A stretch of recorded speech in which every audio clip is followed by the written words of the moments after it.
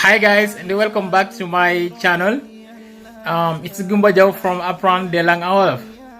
So in today's lesson we are going to learn about the verbs used to and to be used to. And as you may know, these verbs sound very similar, but in fact they are different. So I'm going to talk about the difference between them. Salut les gars, j'espère que yéen ci jàmm baax a baax da leen jàmm baax a baax si njàngum anglais ak seen mbokk Gumba Jaw de apprendre des langues en wolof. So today inshallah dinañ andi rek ñaari verbe bi wax used to ak to be used to. Maanaam boo leen xool ñoom ñaar ñoo xaw a jege mais nag wute nañ bu baax baax ci maana.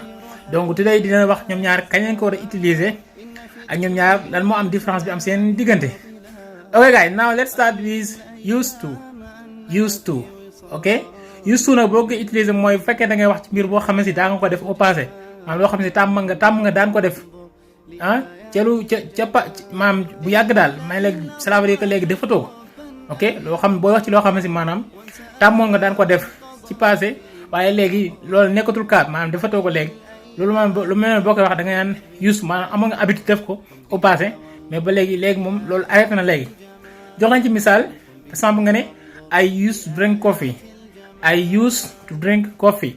I used to drink coffee mooy tàmmoon naa naan café cela veut dire que kon yow léegi naanatoo café donc loolu mooy boo lu mel noonu boo koy wax habitude boo xam ne da nga ko am au passé boobaa li nga utiliser mooy used to. ok I used to drink coffee. I used to drink coffee masalan I used to drink coffee when I was a child. tàmmoon naa moo nekk xale daan naa naan café cela veut dire que yow léegi you no longer do it. ok you don't do it. You don't drink coffee anymore. Yeah, that's right. So boo wax lu mel noonu kon used to nga am used to nag ñoom boo koy conjuguer pronom personnel yëpp ñoo bokk. I used to, you used to, he used to, she used to, it used to, we used to, you used to, and they used to. Donc loolu mu am aju ci used to. Okay, now let's move on to be used to. Be used to wala to be used to.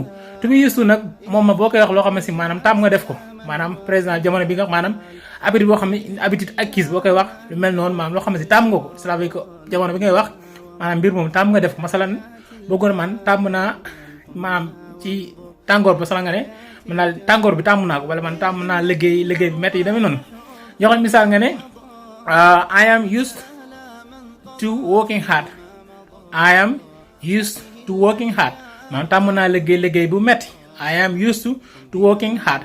léegi li ñu bëgg a leeral mooy que ne used to moom ginnaawam gi fekkee ne verbe dafay ñëw boobaa verbe bi ing forme lay ñëwee moo tax ma wax leen ne I am used to working hard. I am used to working hard donc kon boo leen xoolee working ing forme lay jeexee donc bu fekkee ne verbe moo jëlee verbe ing forme lay doon quoi ba tim used to mën naa ñëw I am used to léegi non moo ñëw ci ginnaaw wala pronom personnel ba tey mën na nekk masala nga ne I am used to the cold weather. I am used to the cold weather maanaam tàmm naa maanaam sedd bi daal maanaam climat bu sedd bi tàmm naa ko ok wala nga ne I am used to the heat. I am used to the heat maanaam tàmm naa tàngoor bi daal ok donc loolu mooy be used to. Be used to nag donc forme bi da ngay am to be da ngay conjuguer to be used ñëw ok to moo xam verbe moo fa teg nee naa verbe bu fekkee ne verbe ba fi ñëw ing forme nga koy mettre donc kon bu leen ko fàtte moo tax ma ne I am used to working hard. I am used to working hard. ok guys donc kon la moo doon leçon tey di am yaakaar baax ni am na solo donc bu amee leen loo xam ne leeru ko mën ngeen koo laaj ci inshallah ci commentaire yi. ok guys, thank you for listening. Don't forget to subscribe, share and like. That's all for me today. Thank you for listening. God bless you and see you next time. Bye.